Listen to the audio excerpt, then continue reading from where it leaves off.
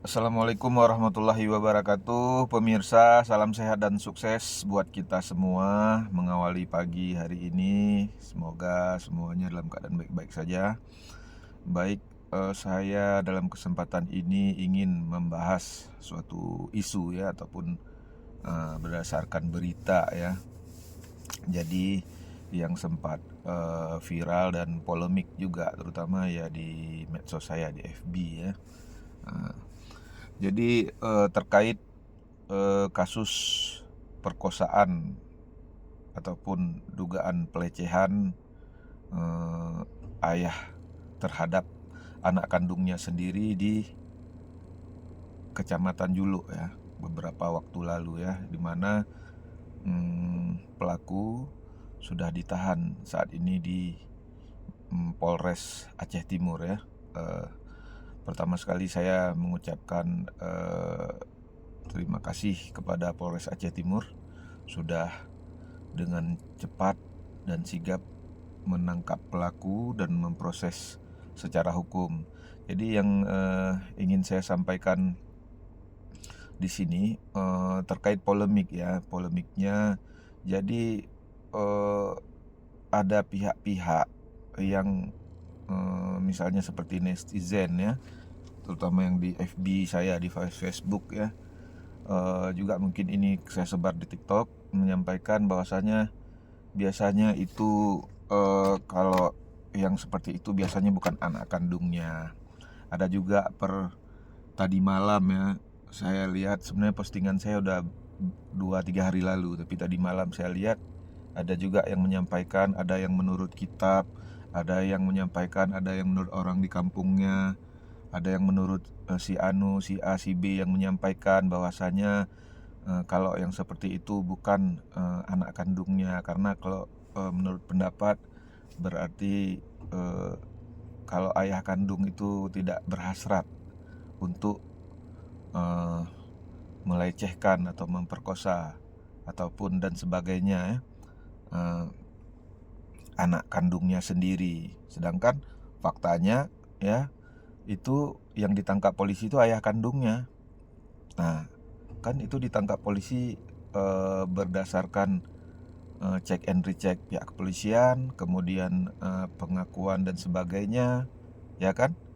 Nah, jadi saya herannya kok banyak netizen yang menyampaikan hal-hal yang menurut saya itu menyakitkan. Karena apa?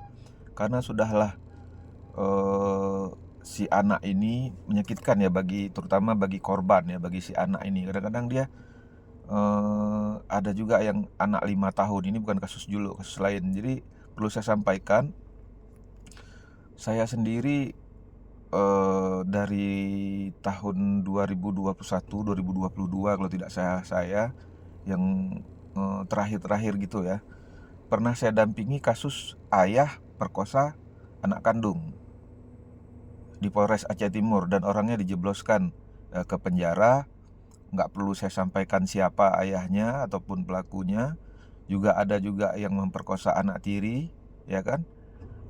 Tidak perlu saya sampaikan. Jadi waktu di 2022 itu ataupun sekitaran-sekitaran itu juga, kalau nggak salah saya di daerah ID ya, kalau nggak salah juga ada juga saya lagi nanganin kasus ataupun mendampingi satu kasus perkosaan terhadap anak-anak kandung.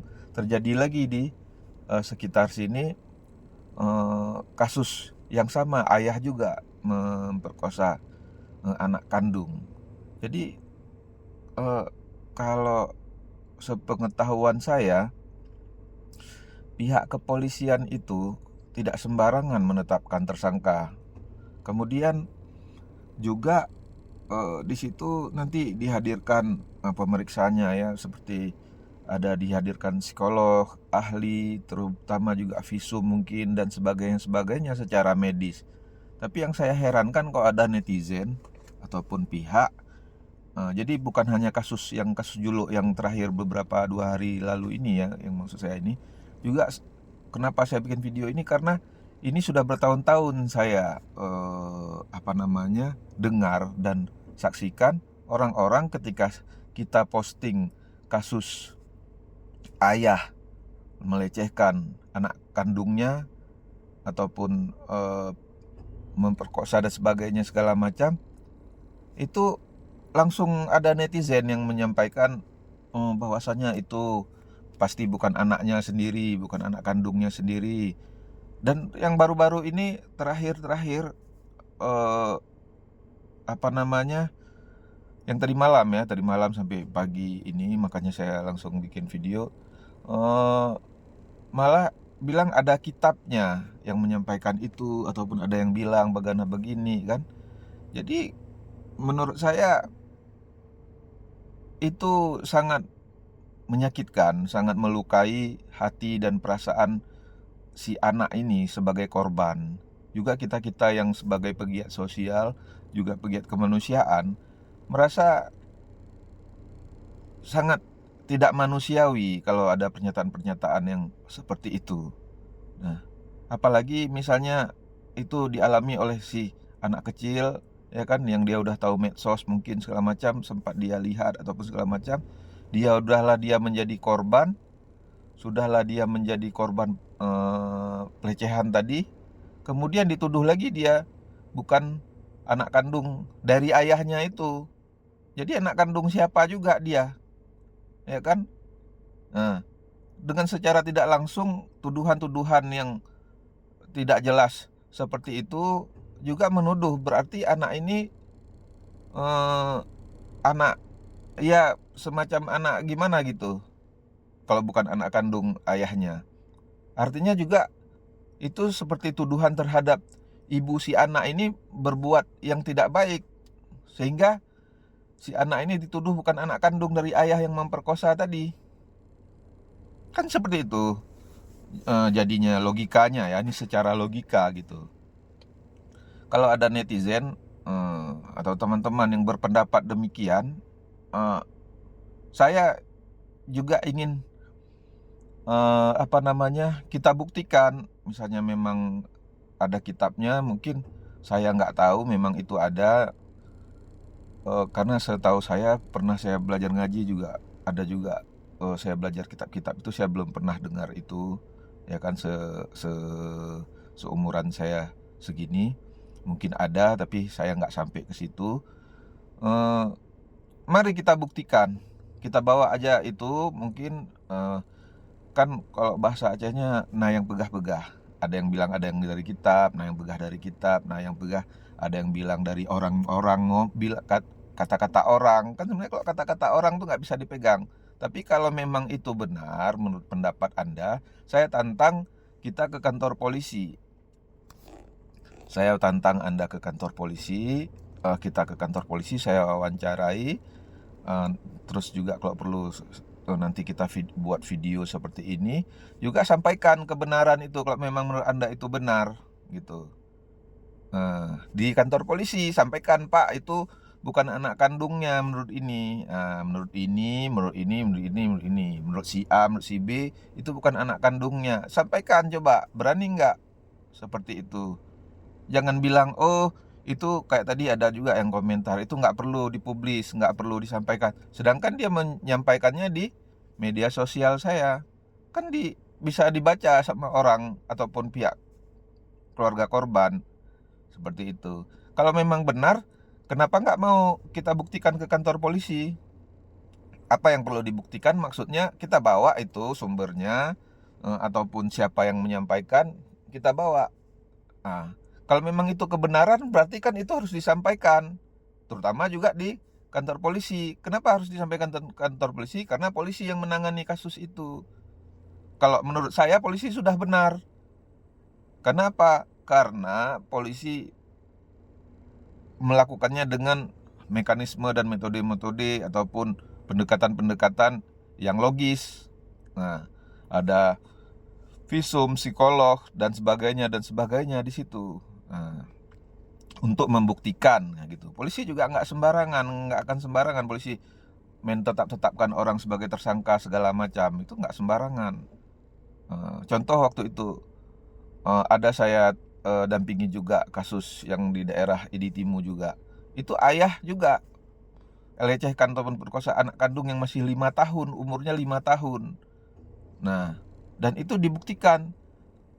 Sekarang lebih lucu lagi, sedangkan ayah yang pelaku ini nggak pernah membantah. Para ayah-ayah yang pernah saya tahu ini, yang pelakunya itu nggak pernah membantah kalau itu bukan anak kandungnya. Nggak pernah dia bantah itu bukan anak kandungnya.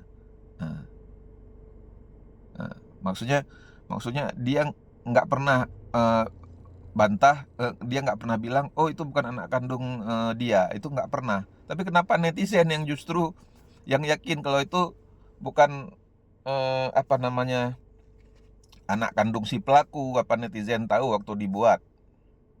Apa lihat? Kan gitu, maknya buat sama siapa.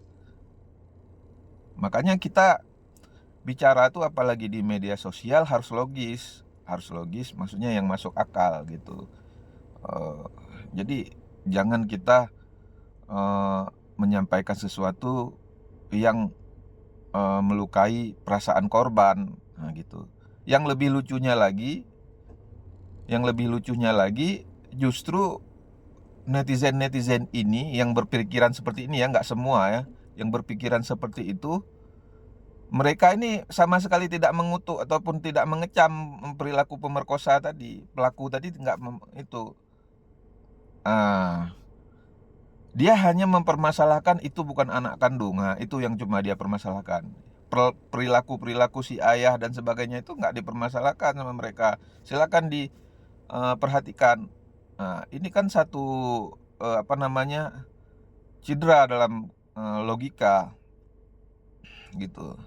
Jadi saya selaku salah satu pegiat sosial khususnya di Aceh ataupun khususnya di Aceh Timur ya kan, ingin menyampaikan bahwasanya menurut saya itu tidak relevan, itu tidak benar, dan kita perlu bersimpati ataupun berempati terhadap korban.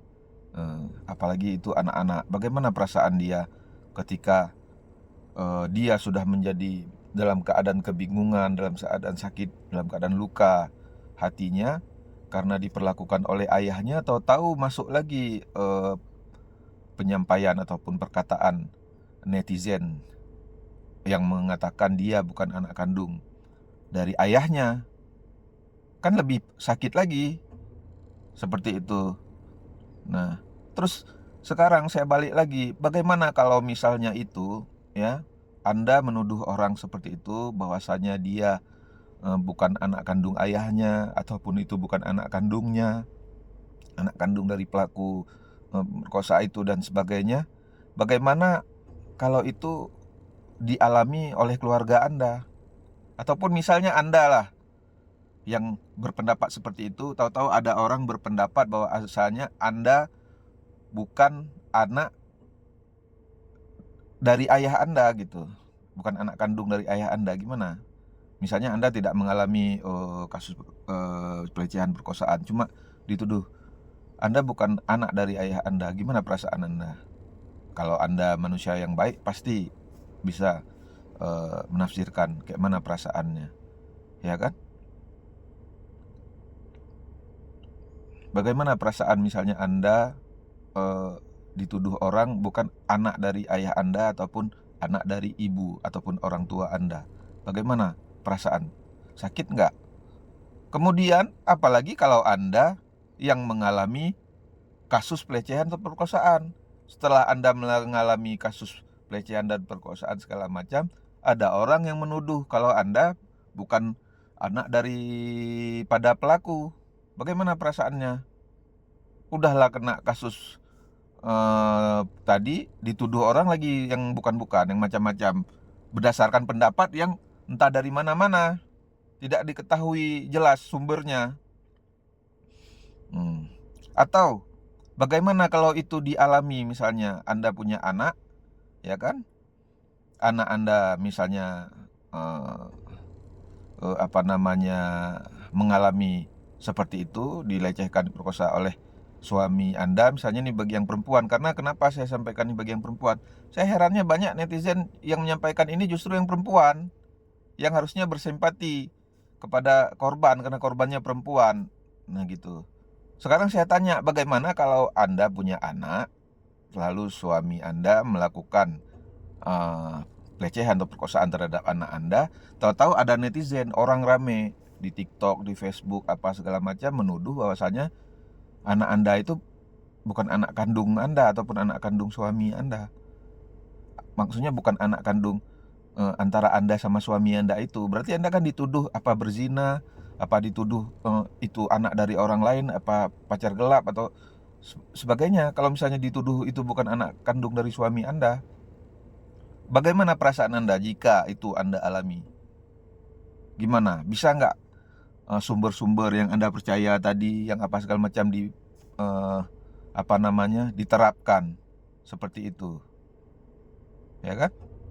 Ini jangan kita juga dengar mentang-mentang itu ada kesan religinya sedikit segala macam, langsung kita campur adukkan gitu. Langsung kita campur adukkan segala macam. Nggak boleh. Kita lihat dulu faktanya seperti apa. Kalau memang faktanya itu ayah kandung, ya ayah kandung. Ngapain Anda ada pula lagi yang bilang berarti yang perempuan itu ataupun ibu si anak tadi itu harus membuktikan itu anak dia apa bukan. Kan lebih konyol lagi pikiran yang seperti itu. Yang harus membuktikan itu Anda yang nuduh orang. Anda yang menuduh orang seperti itu, bahwasanya itu bukan anak kandungnya. Andalah yang harus membuktikan bahwasanya itu bukan anak kandung orang itu. Kok Anda yang nuduh orang, orang itu pula yang harus apalagi dia dalam keadaan musibah, misalnya seorang ibu anaknya diperkosa atau dilecehkan.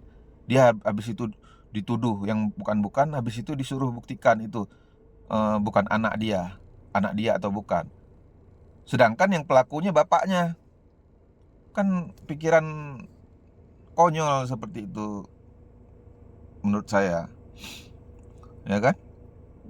Coba ini dijadikan perdebatan yang sehat, jangan temenak, tapi coba kita kalau memang benar, misalnya nih ya, kalau memang benar, apalagi kita nih di Aceh, pendapat Anda itu benar. Kalau misalnya setiap terjadi ayah kandung memperkosa ataupun melecehkan anak kandung itu dianggap bukan anak kandungnya, berarti kalau ada kejadian ayah ataupun melecehkan anak kandungnya, anak perempuannya ya sendiri, lalu di tempat kita dianggap itu bukan anak kandungnya segala macam, ya coba ini diperdebatkan, kemudian coba dibawa ke secara hukum.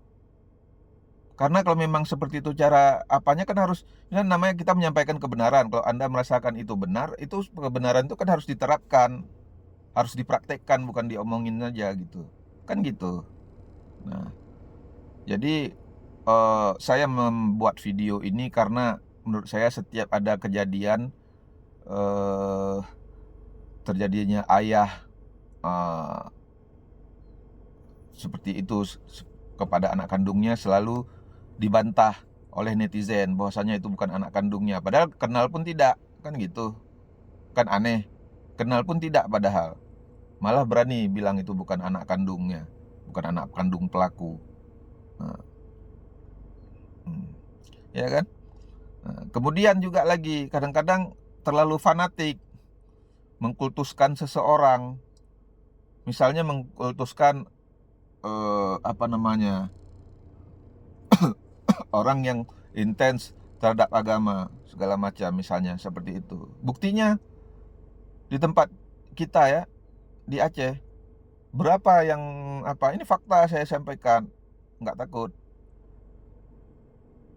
Berapa kasus pelecehan di pelecehan santri, perkosaan terhadap santri yang sudah diapakan, bukan hanya disangkakan, tapi memang udah dijebloskan ke penjara, sudah dihukum, bahkan ada sodomi lagi, berapa orang sekali dia ya kan?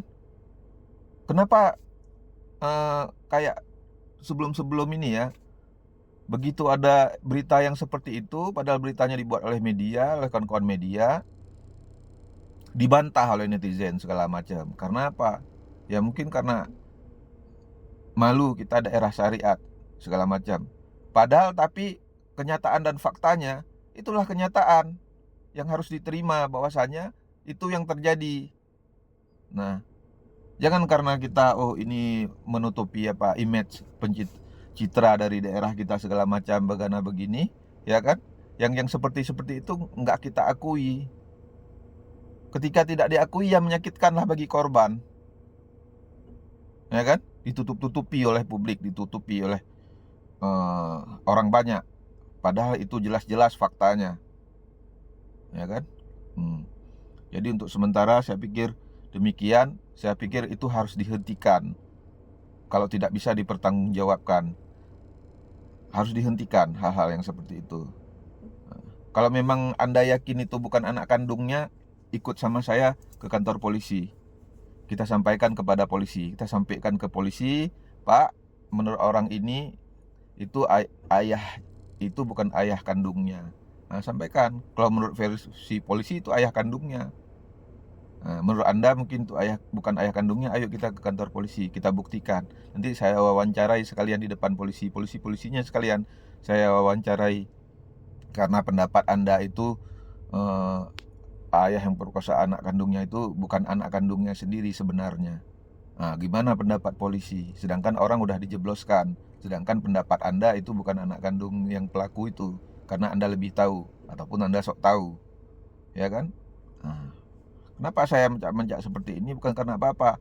Karena itu sangat menyakitkan bagi korban. Juga bagi saya yang selama ini banyak mendampingi korban. Khususnya yang kasus-kasus seperti itu. Ayah kandung sama anak kandung, ayah tiri, kan? Sama anak tiri, ya kan? Habis itu apalagi ada juga yang anak sama mamaknya, anak laki-laki sama mamaknya dan sebagainya. Apalagi mau dibantah? Misalnya anak sama mamaknya, apa yang mau dibantah? Nah, jadi kalau misalnya Anda merasa benar, jangan cuma cuap-cuap di media sosial. Kita ke kantor polisi, saya tantang. Sampaikan ke polisi bahwasannya itu bukan anak kandungnya. Bukan anak kandung si pelaku. Kalau memang pendapat Anda itu benar dan sumber-sumber Anda itu benar, sumber Anda juga harus berani. Masa kebenaran misalnya cuma dipendam dalam pikiran Anda aja, kalau memang itu benar dan cara-cara berpikir itu benar. Nah, saya pikir demikian saja. Kalau misalnya nanti ada yang berminat menyampaikannya ke pihak aparat penegak hukum terkait itu, boleh undang saya, ajak saya, nanti dengan catatan saya videokan ataupun saya wawancarai pendapatnya. Kemudian saya juga wawancarai pendapat dari pihak penegak hukum. Misalkan terjadi kasus berarti seperti ini, kasus perkosaan ataupun pelecehan ayah terhadap anak kandungnya, menurut pendapat Anda itu berarti bukan anak kandungnya karena berdasarkan orang bilang, orang katanya si ini kata si itu, ya kan? Biasanya begana, biasanya begini. Ayo kita luruskan.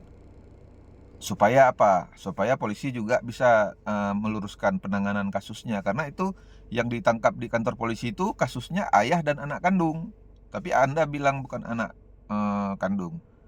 Kemudian juga saya tanya, kalau memang seperti itu pendapat Anda berdasarkan sumber ini, sumber itu, berdasarkan kata si ini, kata itu. Sekarang saya tanya, kayak mana kalau misalnya terjadi hubungan antara anak dengan mamanya, ya, dengan ibunya. Ada kasus juga seperti itu, ayah sama anak kandung ada kasusnya pelecehan. Anak laki-laki sama ibu kandung ada kasusnya. Ya kan?